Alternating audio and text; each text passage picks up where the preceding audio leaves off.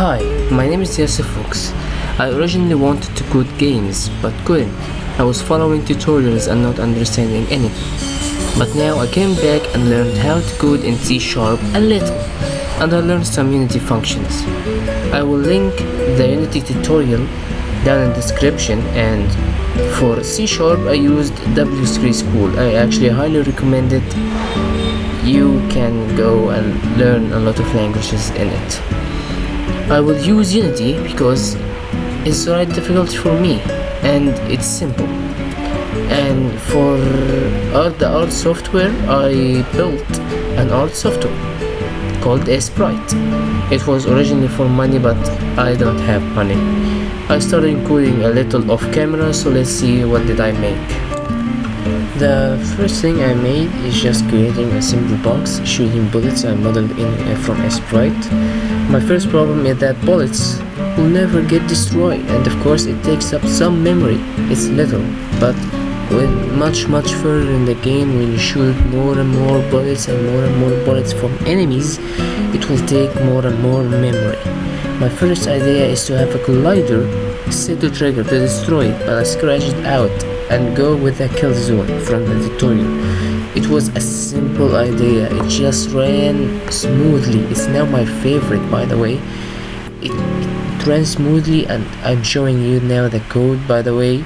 It's just one line of code. It's just simply made to check if the x-axis of the game object is higher than the kill zone.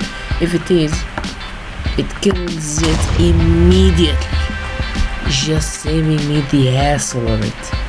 So it was perfect for me, and I choose it, and it was work.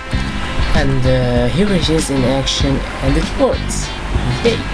Now I want the player to shoot in both sides, but with my core ability, it wasn't the best. I ended up trying to brainstorm some ideas and being in the end of the day, and started the second day with executing it. At the end I ended up going with a simple shooting ship shooting ghosts. This was my best idea, and I wanted to make it as simple as possible. I remodeled the bullets and modeled the ship with a sprite, and they were ready to use. Not ready. I still need to code the behavior, and it was simply by playing with the player velocity and changing the bullet axis. Now it's ready. So tell me, is there something wrong with this? The answer is yes. The player is a spaceship and we can't see him flying. He's in the blue void. So now it's time to introduce the best system, Unity particle system. Even though I don't understand it, it's an amazing system. In here I use it to just make the effect of the spaceship flying upward and make the color black, to say to the player, hey, you're in space and going upwards. There was a problem with the stars. It has a delay till it reached to the camera, so I modeled a planet to make it feel the illusion that you are flying from Earth. And now we have a nice background for the player to understand where he is, and who he is, and who are we fighting? Wait, we don't have enemies yet. In every game there is an obstacle, a thing hunting you down, so you can have a survival experience. It's only there to kill enemies. But how do we put enemies in my game? Well, I modeled them as ghosts. Why? I don't know. And they will function like the AI system of the one and the only Scott Cawthon. In every FNAF game, every animatronics takes amount of time and draws a number between 1 and 20. If you set the difficulty, let's say in 10, if the number is smaller than 10, then the animatronics will move. And if it's greater than 10, it will stay in the same place.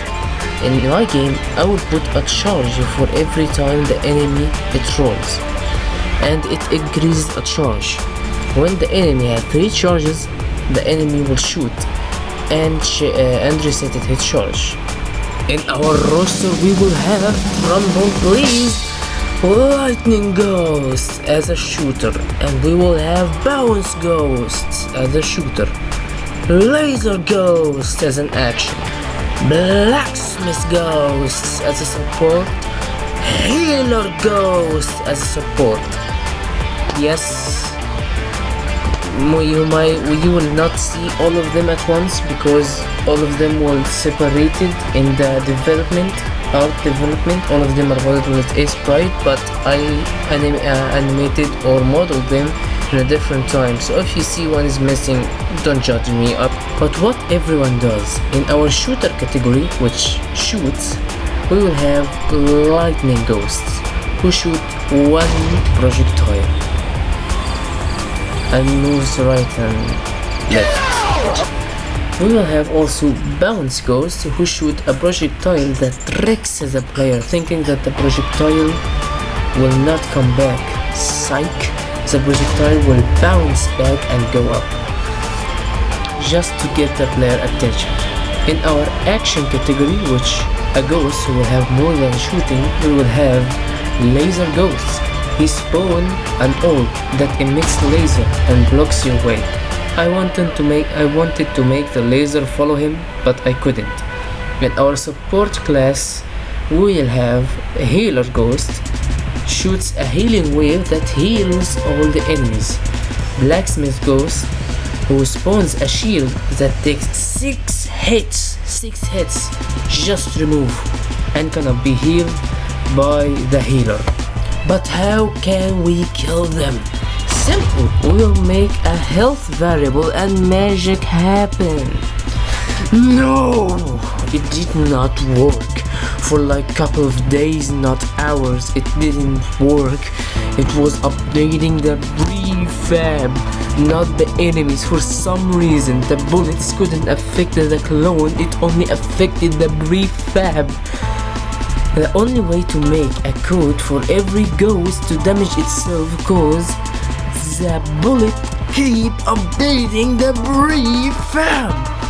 When I figured this out, I did the same thing for the player, but I was smart and make all of them in one tag.